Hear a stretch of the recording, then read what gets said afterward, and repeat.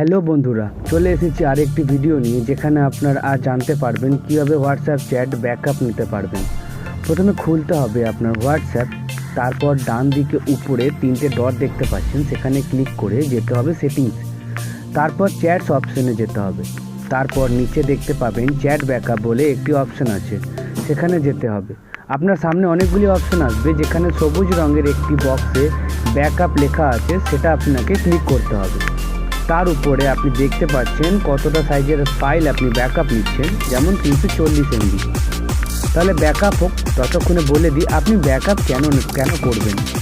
এটি ব্যাকআপ হলে আপনি যখন আপনার ফোন চেঞ্জ করবেন বা অন্য কোনো ফোনে এই নাম্বারে হোয়াটসঅ্যাপ খুলবেন, তখন এই ফোনের সমস্ত চ্যাট নতুন ফোনে চলে আসবে, আপনি সমস্তটা পেয়ে যাবেন নতুন ফোনে।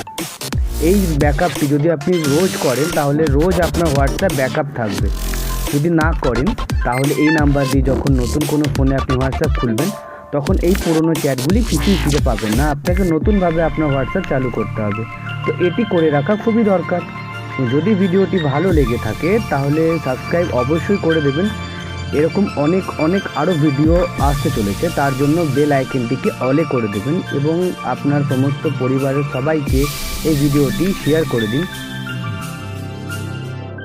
ব্যাকআপ কমপ্লিট হয়ে গেছে, এবার আছে নিচে কিছু সেটিংসের উপর। তো প্রথম সেটিংস হচ্ছে ব্যাকআপ টু গুগল ড্রাইভ, যেখানে আপনি চাইলে আপনি ডেইলি ব্যাকআপ করতে পারেন, অথবা এক সপ্তাহে ব্যাকআপ করতে পারেন, অথবা এক মাসে ব্যাকআপ করতে পারেন, বা আপনি চাইলে ব্যাকআপ কখনো হবে না সেই অপশনটিও ক্লিক করতে পারেন, বা আপনি চাইলে আপনি এখানে এসে ম্যানুয়ালি ব্যাকআপ করতে পারেন। তারপরের অপশন গুগল অ্যাকাউন্ট, যেখানে আপনি চুজ করতে পারবেন কোন অ্যাকাউন্টে আপনার ব্যাকআপটি হবে। তারপরের অপশন আপনি চুজ করতে পারবেন ওয়াইফাইয়ে না আপনার মোবাইল ডাটা দিয়ে ব্যাকআপটি হবে, এবং নিচে ইনক্লুড ভিডিও, মানে ভিডিও আপনার ব্যাকআপ হবে সেটি অন করতে পারেন। এটি অফ করাই বেটার, নাহলে অনেকটি নেট আপনার খরচ হয়ে যাবে।